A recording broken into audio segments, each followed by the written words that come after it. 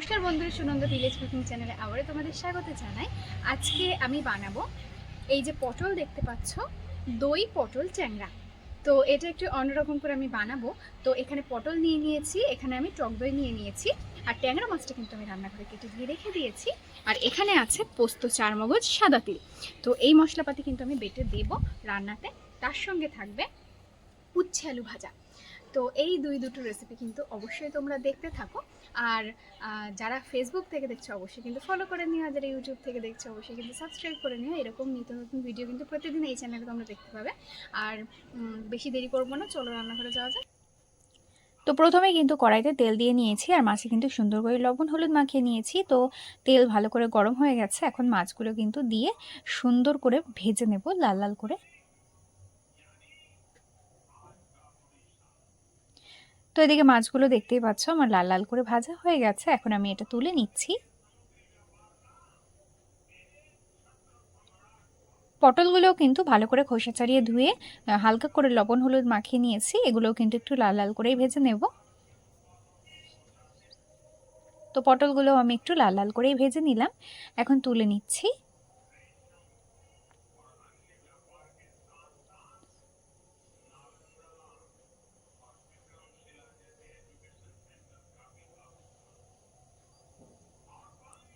এই তেলের মধ্যে এখন দিয়ে দেবো একটা শুকনো লঙ্কা।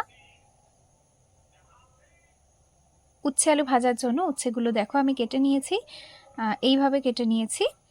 আর এবার আলুগুলো দিয়ে দেব। আলুগুলো কিন্তু এরকম পাতলা পাতলা করে কেটে নিয়েছি, দিয়ে দিচ্ছি। এইভাবে উচ্ছে আলু ভাজা করলে কিন্তু খেতে খুবই ভালো লাগে।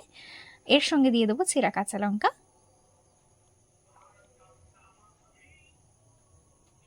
আর দিয়ে দেবো হলুদ গুঁড়ো, লবণ।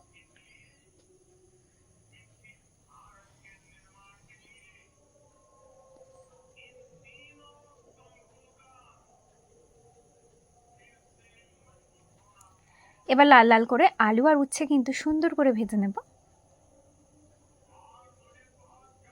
এদিকে উচ্ছে আর আলু খুব সুন্দর করে কিন্তু আমার ভাজা হয়ে গেল, নামিয়ে নেব।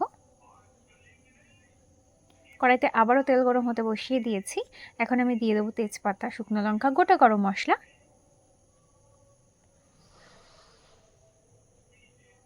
দিয়ে দিচ্ছি শুকনো লঙ্কা, আদা আর জিরে বাটা।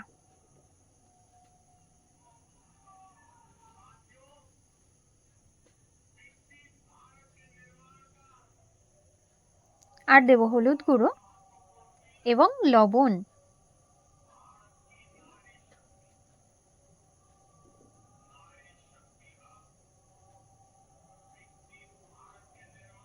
অল্প সামান্য জল দিয়ে কষাতে থাকবো। তো হালকা করে মশলা কষিয়ে নিয়েছে, এখন দিয়ে দেব ধনে গুঁড়ো। এরপর দেব গোলমরিচ গুঁড়ো,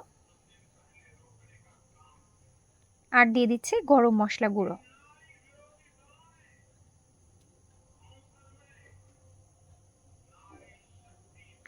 তো মশলা ভালো করে কিন্তু কষিয়ে নেব।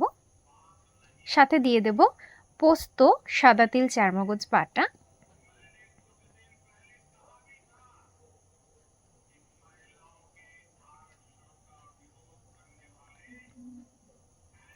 তো এদিকে দেখতেই পাচ্ছ মশলা থেকে খুব ভালো করে কিন্তু তেল ছেড়ে গেছে। এখন আমি দিয়ে দেব ভেজে রাখা পটলগুলো।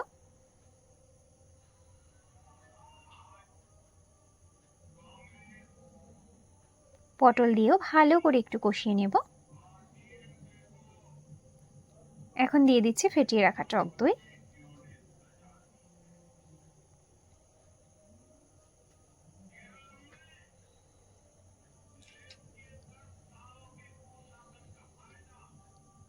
তো ভালো করে কষানো হয়ে গেছে, দিয়ে দেবো এখন পরিমাণ মতো জল।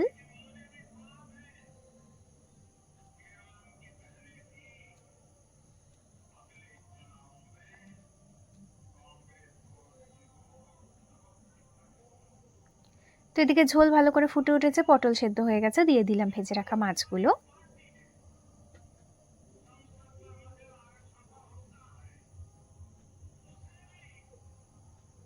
মাছ কিন্তু দিয়ে বেশিক্ষণ ফোটানোর দরকার নেই, যেহেতু পটল সেদ্ধ হয়েই আছে। এখন নামিয়ে নেব। আজকের মতো এখানেই ভিডিও শেষ করছি। সবাই ভালো থেকো, টাটা।